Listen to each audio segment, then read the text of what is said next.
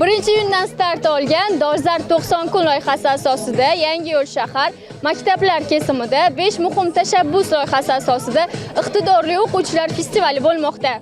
Bu yerda o'quvchilar o'z ijodiy ishlari, sportdagi yutuqlari, texnologiyaga qiziqishi hamda kitobxonlik borasidagi faoliyati bilan ishtirok etishmoqda. Har bir yo'nalishda to'garaklar tashkil etilgan bo'lib, o'quvchilarning qiziqishi asosida darsdan tashqari faoliyat yo'lga qo'yilgan. Qolaversa, ayniqsa bizning yutuqlarimiz robototexnikadan qilgan ishlarni olib kelib hammani oldida ko'rsatishlari bu bizni quvontiradi. Sababi hamma ham shu ishlarni uddalay olmaydi. Qizlarimiz qo'l mehnatini o'rganishdi.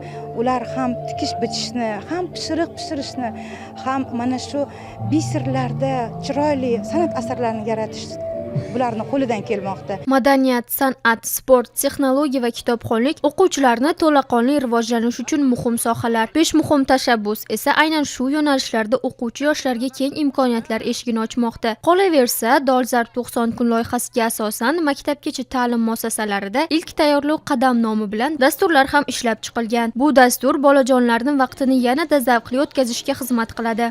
Bugun 7-maktabgacha davlat ta'lim tashkilotimizda Dolzarb 90 kunlik hamda yozgi sog'lomlashtirish jarayonini tashkil etish maqsadida bog'chalararo festival tashkil etilgan. Ushbu festivalimizda har bir tarbiyalanuvchilarimizning qobiliyati, iqtidoridan kelib chiqib, o'zlarini iqtidorlarini namoyish etish belgilangan. Va bolalarimiz o'zlari ijro etib beradigan kuy-qo'shiqlar, qo'l mehnatlari asosida, applikatsiyalar asosida olib borilgan ishlarini ko'rgazma sifatida olib kelishgan.